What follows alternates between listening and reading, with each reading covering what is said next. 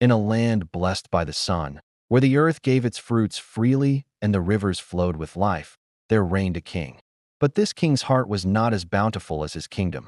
He was known throughout the land not for his wisdom or kindness, but for his greed, a hunger that no amount of wealth could ever satisfy. His name was King Oba, and his palace was a marvel to behold, built with shimmering gold and adorned with jewels that glittered like 1,000 stars. Yet, while his palace shone, his people's homes grew dim. The king taxed them relentlessly, demanding the best of their harvest, the finest of their cloth, and the strongest of their cattle. He saw his people not as his subjects to protect, but as a wellspring of riches for him to drain. One day, a great famine swept through the kingdom.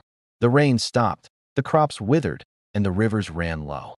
The people grew thin and weak, their laughter replaced by the hollow cries of hunger. They went to the palace, their faces etched with desperation, and pleaded with King Oba. "Oh, great king," they cried, "our children starve. Please, open your storehouses. Share the grain you have collected from us, so we may survive." But King Oba's heart was a stone.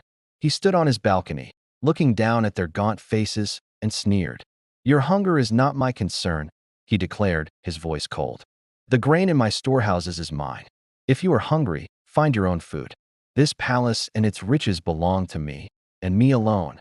He turned his back on them, leaving his people to face the famine with empty hands and broken spirits. As the days turned into weeks, the king's wickedness grew. He would feast on lavish meals, his table groaning under the weight of roasted yams, spiced meats, and sweet fruits, while the scent of his banquet drifted out to the starving villagers. His greed had blinded him completely.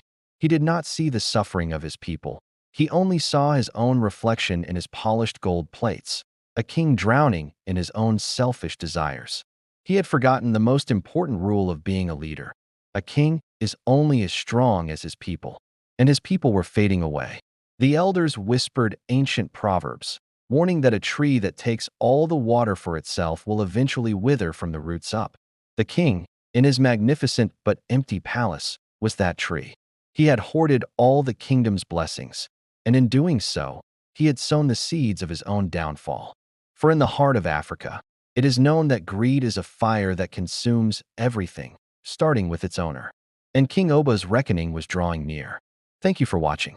If you enjoyed this story, please like and subscribe for more African folktales.